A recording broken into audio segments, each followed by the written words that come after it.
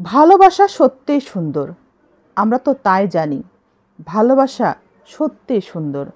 এই ভালোবাসা দিয়ে তাই আমরা যেন নতুন কিছু তৈরিতে একে অপরকে উৎসাহ দিতে পারি, উদ্দীপনা তৈরি করতে পারি সকলের মধ্যে। আমাদের সকলের হৃদয়ে ভালোবাসা এমনই যেন হয়, যেন কোনো বৈষম্য না থাকে, সকল ক্ষেত্রে যেন কোনো বৈষম্য খুঁজে না পাওয়া যায়। একজন মা তার প্রত্যেকটা সন্তানকে যেমন ভালোবাসা দেয় সমানভাবে, কোনো বৈষম্য রাখে না। যদি কোনো পরিবার রেখেও থাকে সেটা যেন এখনই মন থেকে মুছে ফেলে দেয়। 3টা সন্তান আর 2টা সন্তান যাই থাকুক, মায়ের ভিতর থেকেও বাবার ভিতর থেকেও যেন এই বৈষম্য দূর হয়ে যায়। প্রত্যেকটা সন্তানকেও যেন সমানভাবে দেখে। পরিবার থেকে এই বৈষম্য সবার আগে যেন দূর হয়, তারপর সেটা যেন রাষ্ট্রেও ছড়িয়ে পড়ে।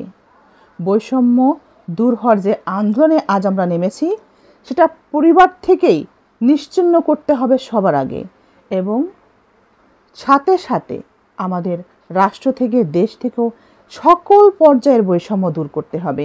তবেই আমাদের দেশ এগিয়ে যাবে। দেশটা স্বাধীন হয়েছিল ঠিকই, 71-এ দেশটা স্বাধীন হয়েছিল, কিন্তু বৈষম্য দিনে দিনে বাড়তে বাড়তে এখন আমাদের প্রত্যেকের পিঠ ওয়ালে ঠেকেছে। এই বৈষম্য আমাদেরকে এমন জায়গায় পৌঁছে দিয়েছে, সেখান থেকে ফিরে আসতে না পারার কারণে আমাদের সকলের মধ্যে এত সহিংসতা, পরিবারের মধ্যেও সহিংসতা, ভাইয়ে ভাইয়ে গণ্ডগোল, চাচা খালা ফুফুতে সম্পর্ক নাই, 91টি পরিবারগুলো ভেঙে তছনছ শুধুমাত্র এই বৈষম্যের কারণে। বৈষম্য একটা পরিবারকে ক্ষতিগ্রস্ত করে এবং সেই প্রভাব সমাজ থেকে রাষ্ট্রেও ছড়িয়ে পড়ে। বৈষম্য মানুষের মধ্যে অহংকার, গর্ব, হিংসাবোধ তৈরি করে। আমাদের সকলের মেধা কখনোই সমান ছিল না, এখনও থাকবে না। পরিবার থেকে শুরু করে সমাজে আমাদের যত কাজ আছে, প্রত্যেকটা কাজই আমাদের জীবনের জন্য অনেক বেশি গুরুত্বপূর্ণ।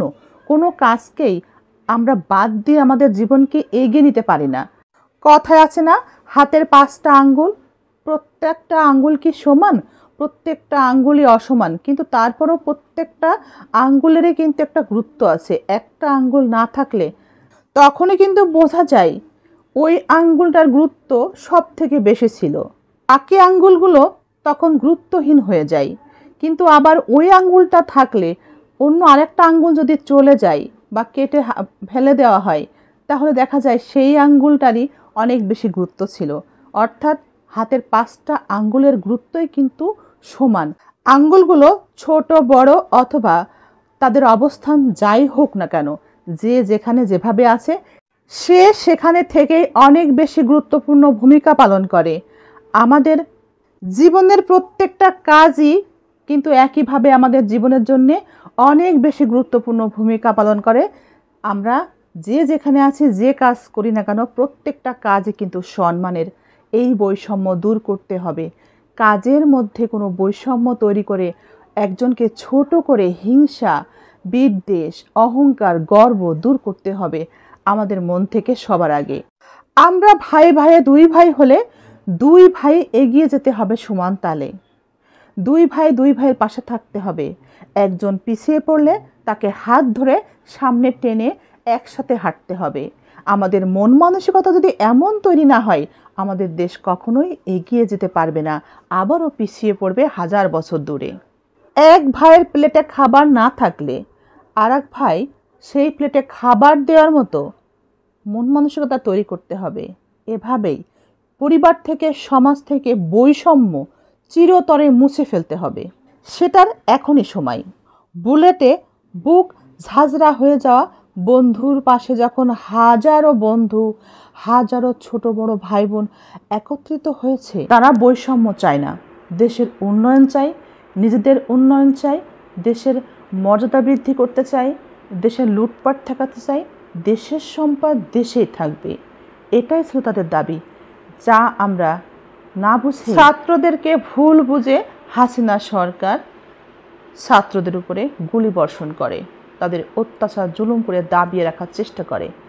ছোট্ট একটা ভুল ছিল, সেই ভুলের কারণেই আমাদের দেশ আজ কিন্তু তছনছ। কিন্তু এই ভুলই আমাদের দেশকে আলোর পথ দেখাবে। আমরা আশাবাদী আজ ছাত্ররাই আমাদের ভুল শুধরাতে পেরেছে, আমাদের আশার আলো দেখিয়েছে এবং আমরা নতুন একটি বাংলাদেশের স্বপ্ন আজ দেখি। যে স্বপ্ন ৭১-এও দেখা হয়েছিল সেই স্বপ্ন আজ বাস্তবে রূপ নিতে যাচ্ছে।